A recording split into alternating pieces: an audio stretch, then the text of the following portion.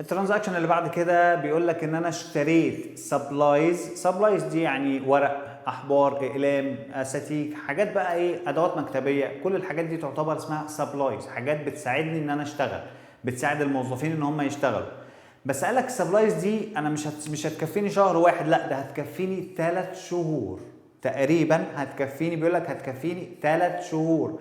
معنى كده طالما اكتر من شهر، نفس الكلام، اكتر من شهر يبقى منفعه في المستقبل.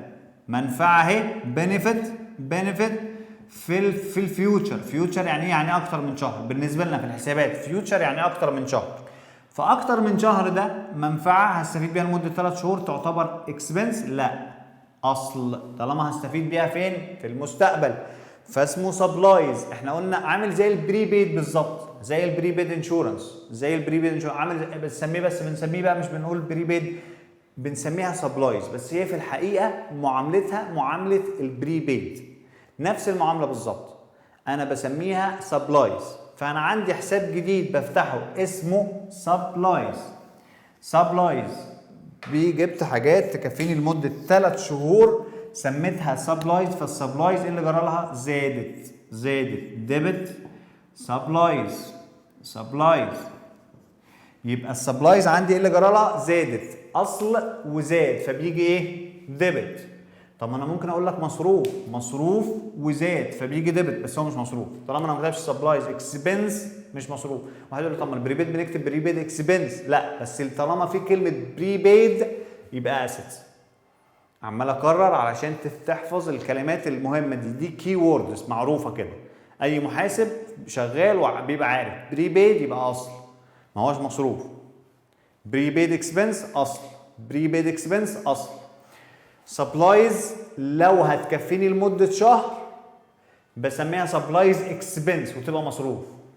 طب هتكفيني اكتر من شهر، شهرين وثلاثه واربعه، يبقى اسمها اسيت، اسمها سبلايز وبس، مش سبلايز اكسبنس، اسمها سبلايز وبس. فسبلايز. طب كريدت، قال لك انا ما دفعتش، انا السبلايز دي ما دفعتهاش، يعني الكاش ما تاثرش. امال قال لك ايه؟ قال لك ده انا عليا التزام، قلت له هدفع لك كمان شهرين، استحملني يعني. فانا قلت فتحت حساب جديد سميته كريدت لايبيليتي، بقى عليا التزام لاني ما دفعتش، بقى علي اشتريت سبلايز فجات لي السبلايز زادت عندي في المخازن اهي، بقى عندي في المخزون سبلايز، بس انا ما دفعتش فعليا التزام. يبقى انا عليا التزام للمورد. اكونتس، قلنا المورد اسمه ايه؟ اكونتس بيبل، انا هدفع له في المستقبل. انا هدفع، فعليا التزام فهدفعه في المستقبل. يبقى اكونتس ايه؟ بيبل ب 2500. الكلام ده ب 2500.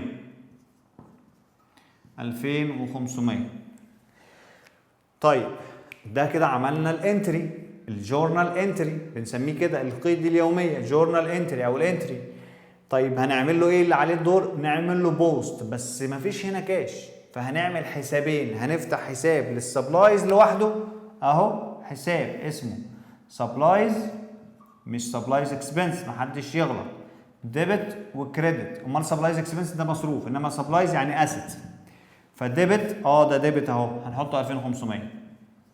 ونفتح حساب جديد نسميه اكونتس بيبل اهو، بس جاي كريدت، فهنحطه فين؟ في الكريدت هنا، ديبت وكريدت، نحطه في الكريدت ب 2500.